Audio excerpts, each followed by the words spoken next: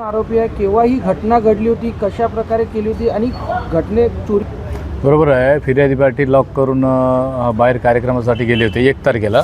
रात्री आले ते 2300 वाजता दरम्यान. त्याच्यानंतर आल्यानंतर त्यांना काही सामान दिसलं नाही. आजूबाजूला सर्व चेक केले ते. त्याच्यानंतर ते 3:45 वाजता फिर्याद द्यायला पोलीस स्टेशनला आले. APS सोनवणे ते नाईट ऑफिसर होते. दाखल करून नाईट DB पवन भटकर आणि कोकाटे यांची टीम होती. त्यांना त्या घटनास्थळी भेट दिली. त्यांना एक डाऊट होता बाजूवाला असू शकते म्हणून त्यांनी त्या पद्धतीने सकाळी 10 वाजता त्या बाजूवाल्याला एका मुलाला उचललं. त्याचं वय लहान आहे. त्याचं इंट्रोगेशनमध्ये समजलं की त्यांनीच पैसे चोरलेला होता आणि सोना पण चोरला होता. टोटल जवळपास 45,000 मुद्देमाल त्याच्याकडून जप्त केली. त्याला चोरीचं कारण विचारलं तर त्यांनी सांगितली शेजारीचं आहे, या घरात कोणी नव्हते म्हणून मागच्या दाराचा खिडकीतून हात टाकून चम्मचने आतमधला कडी कोंडा काढला. नंतर घरात जाऊन अलमारीतून ते काढलेलं आहे. त्याला एक आयफोन जुना आहे, त्याला नवीन एक आयफोन परत घ्यायचा आहे. त्या उद्देशाने त्याच्यासाठीच त्यांनी चोरी केली असल्याची कबुली दिली.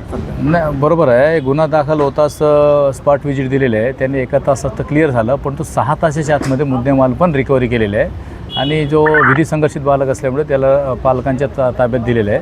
त्याच्याविरुद्ध चार्जशीट पाठवण्याची नोटीस देऊन त्याला सोडण्यात आलेले आहे. टोटल 45,000 रुपयाचा मुद्देमाल आहे, परंतु गरिबासाठी 10,000 रुपयाचं पण खूप महत्त्वाचं राहते. त्या पद्धतीचे घरपोळी गेल्यामुळे ते जेव्हा आपल्या आशेवर येतात की FIR केलं पाहिजे, तपास केलं पाहिजे, आरोपी सापडलं पाहिजे, ते उद्देश आपण फिर्यादीची पूर्ण केलेले आहे. त्याच्यात टीम APS सोनवणे होते, हवालदार भटकर, कोकाटे, शाहनवाज मिर्जा, शंकर आगडे, मनोज चौधरी आणि ओमप्रकाश बुर्डे.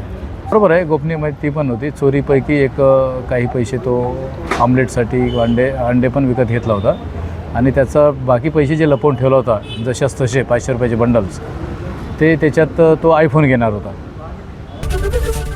ABP माझा, उघडा डोळे बघा नीट.